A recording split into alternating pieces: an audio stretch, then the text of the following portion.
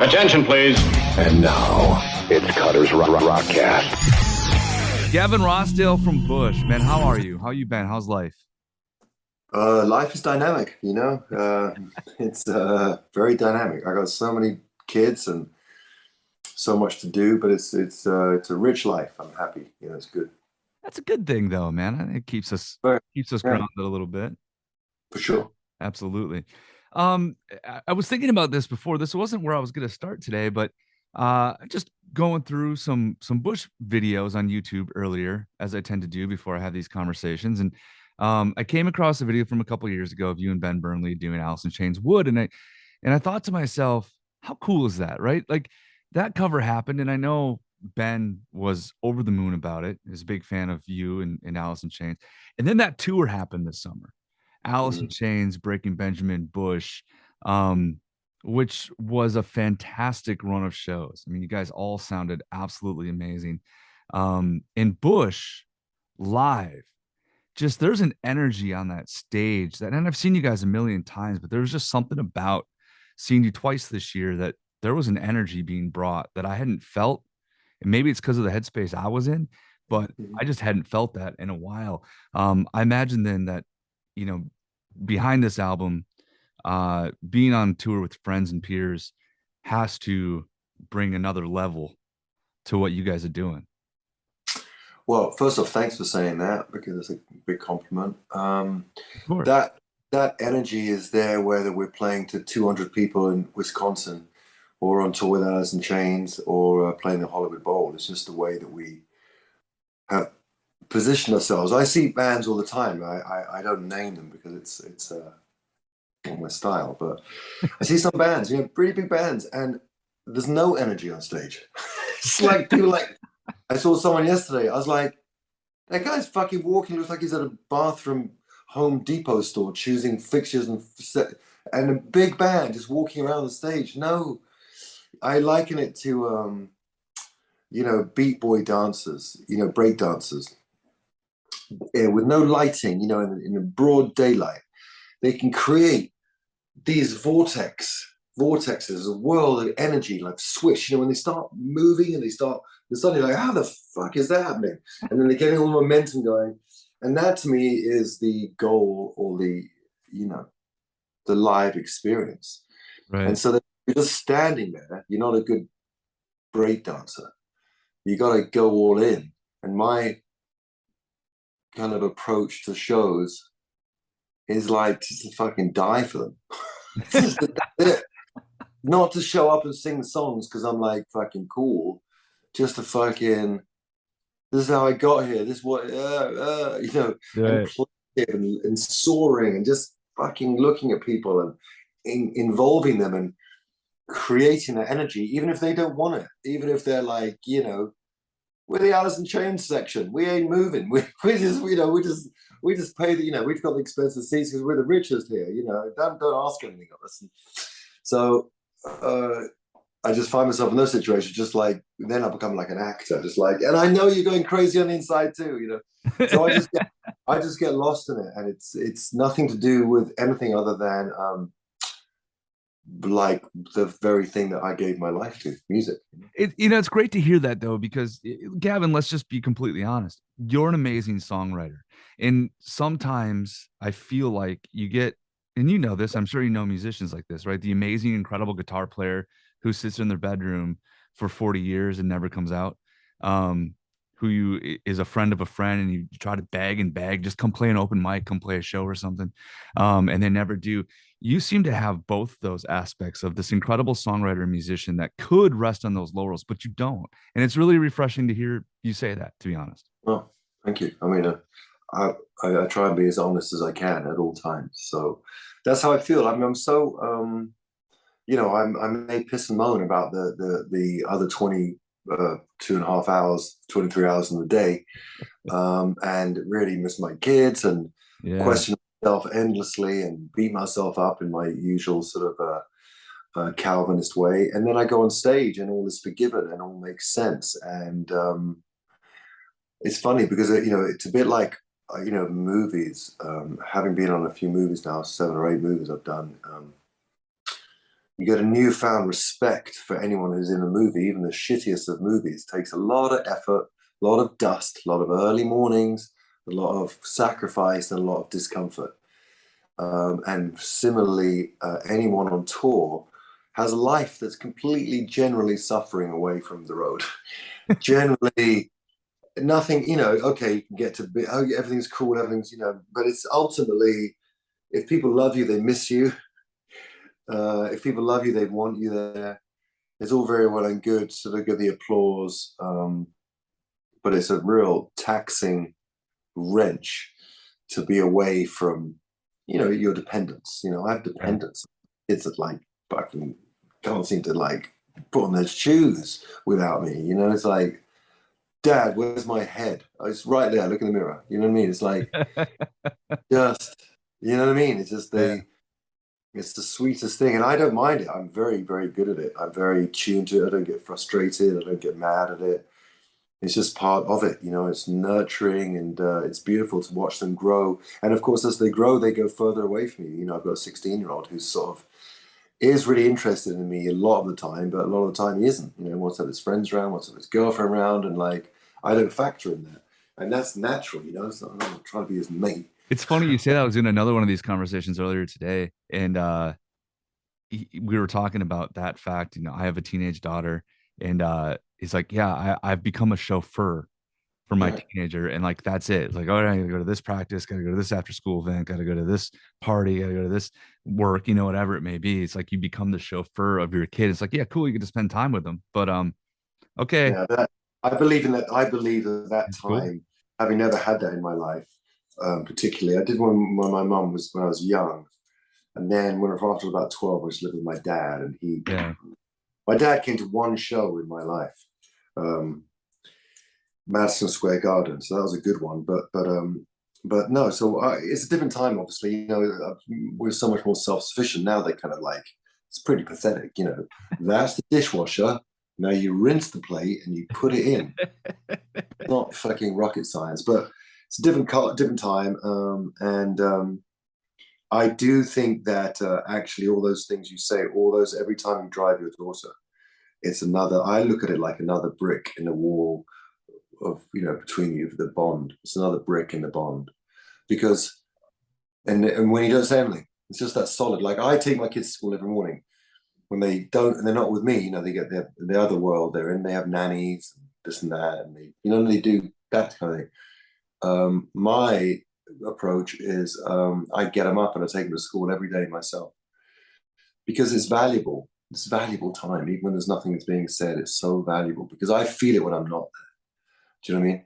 So don't do yourself a disservice, because I promise you, you're doing everything right to be doing that. And it's wonderful that sometimes nothing's said, because that's almost like this intrinsic bond. Doesn't need words like most relationships. It's just there. Like true love and true connection don't need words. I didn't mean to get this into a single dad talk, but I am curious as the fact that we're both parents, both divorced parents. Oh shit! I didn't know that. Sorry about that. Well, it's fun, but I am curious how our worlds are obviously very different, but to have the kids go back and forth, is that hard to manage from your aspect as a touring musician and celebrity? And obviously we all know who the ex-wife is, but is that hard to go back and forth for you, not just for the kids, but for you? Yeah, I hate it, because the rhythm, we do a week at a time, and the rhythm is great, and we get into rhythm, and it's actually the hardest day is the first 2 days, or first day when they're back, because it's like, oh shoot, this life again. Oh, I'm dad. Fuck. Okay, get the food, pick them up, get that. Okay, how am I going to organize this? And it's a different thing. And I prefer it when they're with me. I prefer my, you know what I mean? Yeah. I values. I prefer my life. I prefer my approach to things. And it's a frustrating process to have to share your kids in terms of an imprint. Like they get imprinted every time they're away from me, and I fucking hate that. I hate it. I don't like it. This is honestly, it's refreshing, because I was thinking about this earlier, and my ex and I have been arguing a lot about our schedules, in the back and forth and what days are what and all that stuff. And but it's kind of, like today after I pick them up from school, bring my daughter to her voice lessons, bring my son to karate, they're going with their mom and they'll be with her for the next 5 days. And then on Friday, my own band's got a gig and there's a different party I have to go host, all that stuff. It's like you put on the different hat and then you Crazy. come back and it's okay. We're back to family land. It's Right. it's Yeah, that's it. I mean, for me, yeah, and I don't do it very well. I mean, we should probably move off it quickly soon, yeah. No, let's do it. but We got I a whole don't do record to it talk about. well because when they're with me, I just have no interest in doing that much. I squeeze stuff in when they're not around. I don't have a really busy social life when they're with me. I just don't have that because I don't feel Yeah. good about it. And when someone's birthday comes up, someone's birthday's coming into town, and I know my kids are like, fucking A, that's awesome. Kid like go have some fun. We are the When same in that matter. when they're here, I might have a night with my guy stays with them until they have a special night, but it's just all curtailed, it's short, and it's not the free flowing energy of like, woohoo, let's party till Tuesday. Okay, so let's apply that to songwriting. We have all these life experiences, right? And especially here as we get older, the art of survival. Listen, let me first of all say this. I haven't felt this way about a Bush record, and this is no offense to any other Bush album, but I haven't felt personally this way about a Bush record since Razor Blade Suitcase, which holds a special place in my heart because that's my best friend and I's record. Like that's the album. I got my license that year. Her and I have both bought it on probably 3 or 4 different formats at this point, from vinyl to cassette tape to CD. And it's just one of those albums for me. Listening to The Art of Survival, especially right when it came out, and even now it's still popping in my lexicon here, weekly at least. It gives me that same sort of feeling of it just brings me to a place, and it's hard to put my finger on it. It's hard to explain it. But I don't know, maybe where your head was at when you were writing this album, but there's something there, man. That's a little heavier. That's a little more. I mean, you know what I mean? Like it's really boring, just trying to get better all the time. And in this kind of, it's a very short. I mean, I've had a really long career, but I'm fully aware that it's like, happening more times.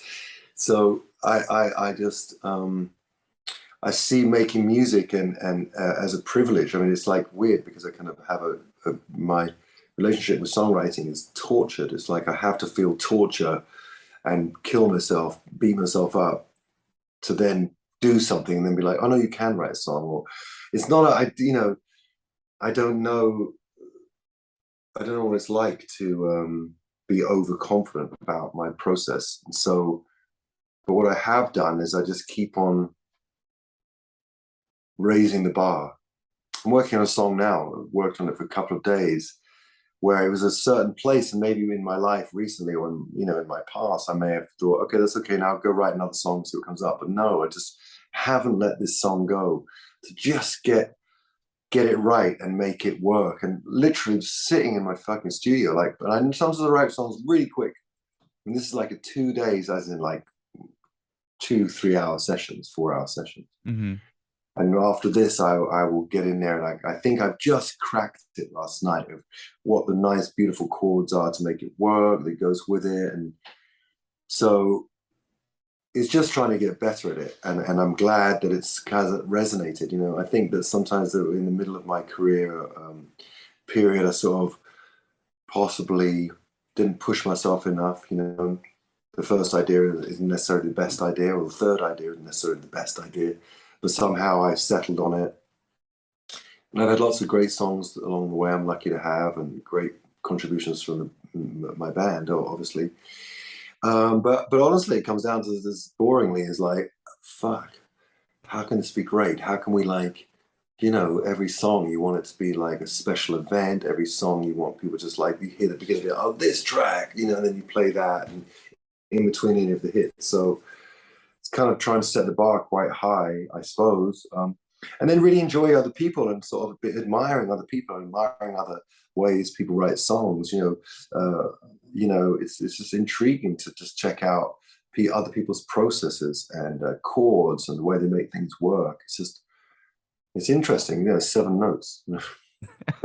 Like, and I'm going to go down this path because I find this intriguing. The way you just said, I'm always trying to get better as a songwriter. It feels to me, and I've had a million of these conversations over the years, but when artists, when musicians, when painters, whatever, always say, I'm just trying to get better as a writer. I'm just trying to get better at this. The music tends to get a little bit more wide, a little wider, a little down a different path, not necessarily that straight rock and roll path. You know what I mean? yeah, that's where some of the ballads come out. That's where some of the electronic instruments come out, whatever. This album doesn't do that, in a sense where it's grudgier almost. There's sludginess to it. There's I don't know, like, to say I'm trying to get better as a songwriter, but then you listen to this album, it's like, it's sludgy, man. Like, there's a riff, I don't remember what song it is now, Sharkbite maybe, where it almost sounds like an old Chaos riff. And if anybody knows who that is, God bless. But it just has that sort of sludge to it. Yeah, I love that sludge. Yeah, I dig that sludge. It's always trying to like create emotions for me. And when I start a song, the only thing I think about is what's the feeling that I want to create? What's the feeling of this song? And, to have written the record effectively on baritone guitar, to drop guitars, just puts me into a sort of a subterranean world that I like. If rock music has a certain degree of irrelevance in modern culture, in terms of a major above the counter, on a counterculture level, it's like always been there. I mean, every band I grew up loving was a club band. I wasn't about the arena bands. I was about the kind of, the weird, interesting, Lou Reed or something. I mean, he plays big bands, but I mean, just a bit more, not necessarily what was on top of the charts. I think that Harry Styles is amazing and a phenomenon. I love that single, but I tried to get into the record and I was like, I don't know if that's, it's just a different thing. It's funny because that stuff is so effortless. The music is musically effortless. But there's a great lot of, great teams around him, really musical people, and he seems to be really good at what he does. So it's just like mine. I don't know what it has. Like, I like the gravitas, it's like movies, I just like the kind of the crazy gravitas, human condition movies where people are like, don't go through that door. I went through that fucking door. Why did he go through that door? Because then you've got a movie. Okay, go through that door, and and then you're on the edge of your seat and you're biting your nails. That I think that to me life is beautiful and incredible and rich and warm, and it's full of endless struggles. And so it's like, how do you balance your time? And it's sort of trying to not hold on to the darker times, and just literally not holding them and not obsessing about them and trying to let things go and just living in a more fluid way. But part of that is to have those emotions to sing it, and then it's gone. And it's like literally it's pushing stuff out, things that occur to me. And it's such a natural process for me now. Like, I don't over analyze it. I just want it to be good. When I look at a set of words and I kind of intrinsically know, are they good or are they not good? Could you do better? Are they colorful? Are they got a vibe? They're going to change someone's mind. They're going to open someone's mind, or they just sort of like, I ate the sandwich, it's just perfunctory, But then again, having said that, I love it when it's like, this fuckery will be the death of us, like conversational things that come in, and other things where you twist things around and you kind of make words go together in sort of more surprising ways, so that it's just attractive and alluring. You want to make. Are you thinking about that kind of stuff when you decide who you work with? Like you're talking about your love of movies, and obviously you've done plenty of work with Tyler Bates as an example, who's an incredible movie music producer and guitarist and songwriter in his own right. Are you thinking about that when you're thinking about, okay, who should I help produce? Who should help, right, Yeah, whatever. I mean, the thing with Tyler, I have a shorthand whereby he can just send me tracks. He could send me a track, and I can, yeah, he can send me a track. Mm-hmm. He knows me so good. And we have a shorthand, I mean, I get tracks from lots of people around me, and it's not all the time that I get. It has to be like fire. It has to be like, fuck, what is that? That's wild. If it's just functional, I mean, I can do functional. I'm, decent at functional, but what I don't do is like any song that you see any co-writes with me. Generally, it's me singing top lines on things, bits of music that I really respond to. Tyler Okay. on the, he said that music. I was like, I'm gonna fucking sing on that. That's amazing. Yeah. And that's how it goes. And I like doing that. That's a kind of a day in the park for me. When someone else does I'm still working on the backing track of this thing, and then the singing will be the kind of is much easier to get right. Sure. But yeah, I mean, it's a craft. I'm like a noodle maker, except with rock music. I make hand-pulled noodles, Great hand-pulled analogy. hand-pulled rock noodles. You know what I mean? It's an artisan. I have to accept it. No one cares. There's no rock music at the Grammys. There's no rock music at the AMAs. It's like a forgotten world. Except then you have these massive festivals that everyone goes to. So this is like, my mind is continually confused by this. Rock music has no part in modern culture except when 60,000 people want to go and have a laugh on the weekend. Which is great, because we're at Louder Than Life in Kentucky, and this was obviously the most recent festival I've been to. This is the first festival I went to since the pandemic, to be honest. And just being there again amongst all those people, record crowds, all that stuff. And it's like, okay, you don't see any of these bands in pop culture anywhere. Ghost is starting to get some play. That's awesome. But like, generally speaking, unless your name's Metallica or Dave Grohl, you're not getting any, mainstream pop culture references and any of that stuff. There's no mainstream. There's nothing there. I mean, if you don't have rock music at the Grammys, and if you put nobody watches the Grammys anymore either, so there's that. Right, but that's part of it. Isn't that part of it? What if they've it doesn't make sense. I mean, this it's the organization that's like responsible for best polka album. I mean, like, fuck that. Who knew there was two of them? Literally the only one made this year. Hey man, my dad used to teach accordion. Don't Well, I'm sure he got a Grammy. I'm sure he's got more Grammys. Yeah, right. Dad, where are you hiding the Grammy at? Come on. Yeah.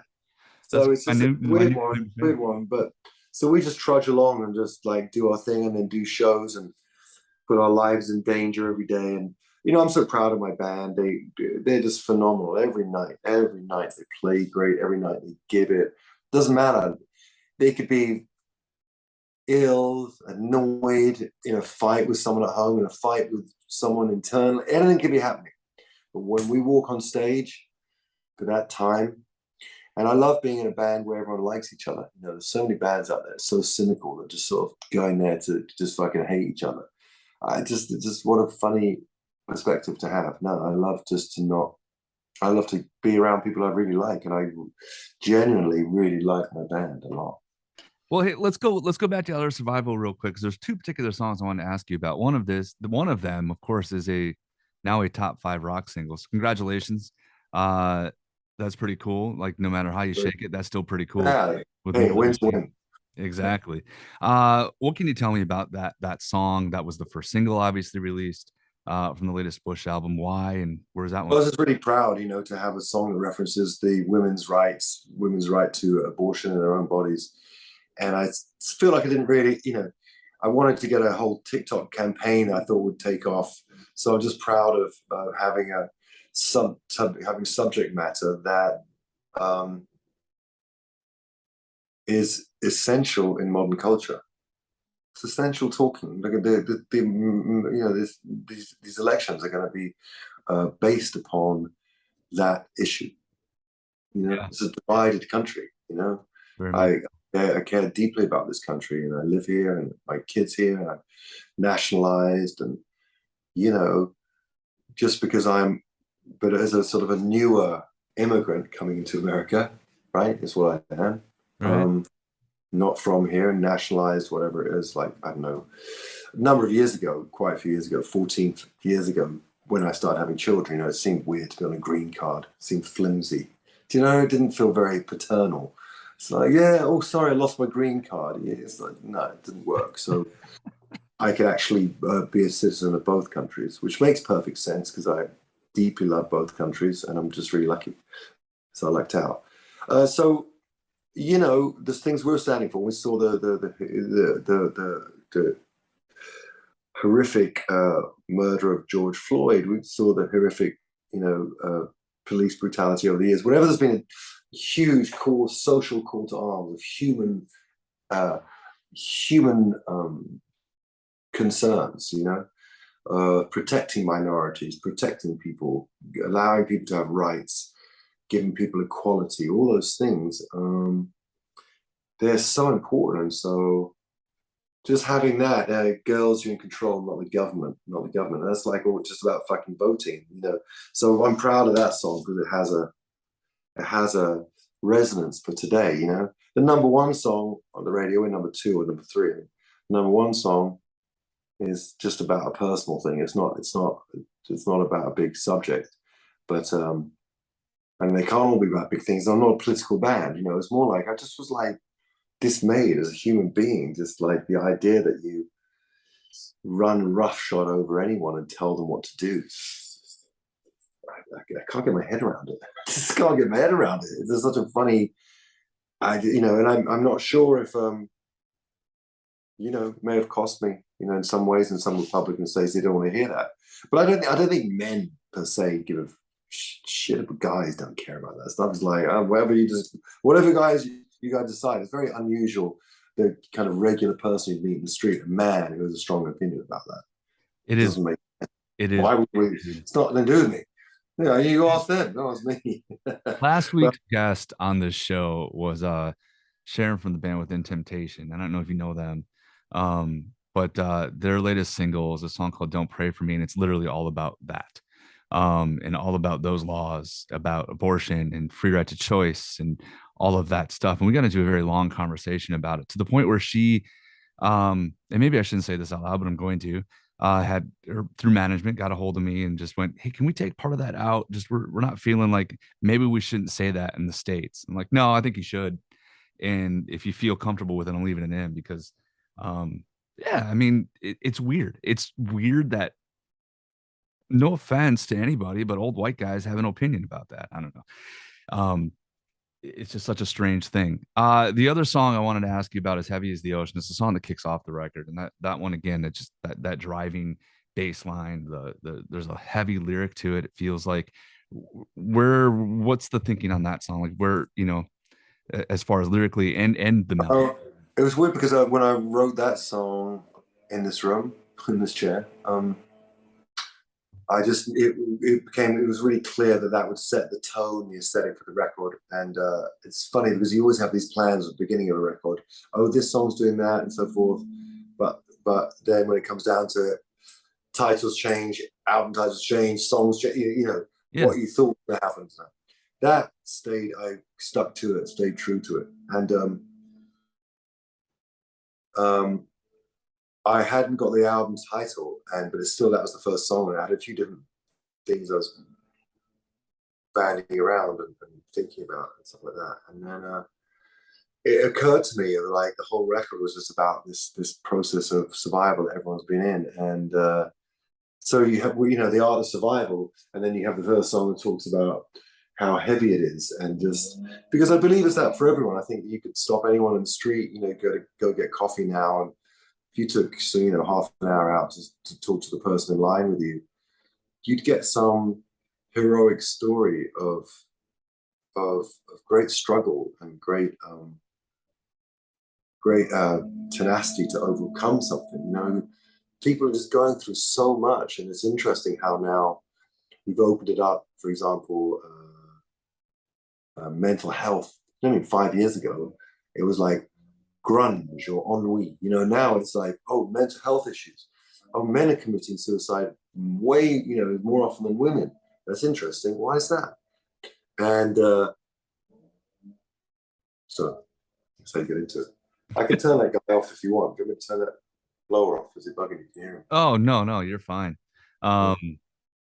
Yeah, the mental health aspects, I mean, that's a huge one. And we've been having plenty of conversations with that. And our local radio station, we did a lot with creating a page and making it, we do a whole campaign. I mean, it's a big deal. It's a very big deal. And I'm glad that we're at this point now, Gavin, where we as men and just rock guys, I mean, think about it, right? Like, ooh, burly rock guy, whatever, ride a Harley, whatever. But we can do that. I've been to so many Harley rallies and veteran run organizations and things like that, where that's the main topic of conversation. It's kind of incredible. Yeah, well, but we've been taught to suffer in silence for a long time. Mm-hmm. And it's unmanly to be vulnerable. It's unmanly to be scared. It's unmanly to be paranoid about the future when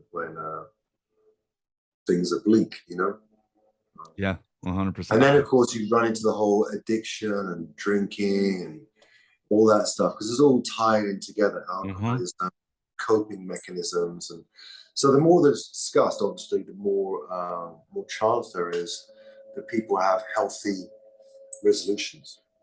Yeah, and it's good. And the music is speaking, man. Listen, congratulations on a very cool record, a very big song, and I hope it continues.